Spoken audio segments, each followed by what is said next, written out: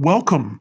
Today we'll solve an implicit differentiation problem step by step. Let's find dy dx for the equation e to the x y minus 4xy equals 2. Let's start by differentiating both sides with respect to x.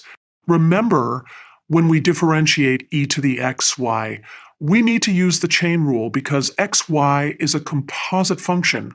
Now, when we differentiate xy, we need to use the product rule. The product rule states that the derivative of u times v equals u prime times v plus u times v prime. Putting this all together and differentiating the right side of the original equation, we get e to the x y times the derivative of xy minus 4 y minus 4 x dy dx equals 0. Now let's substitute the product rule result we found earlier.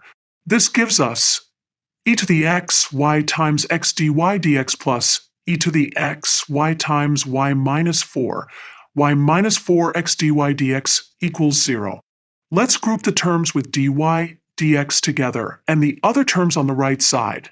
This gives us x times e to the x y minus 4 times dy dx equals 4 y minus y e to the xy.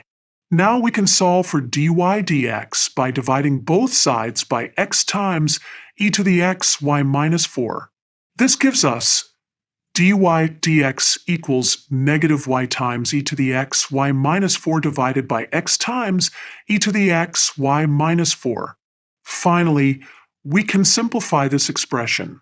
Notice that e to the x y minus 4 appears in both numerator and denominator, so we can cancel it out. This gives us our final answer. Dy dx equals negative y over x, or simply negative y over x.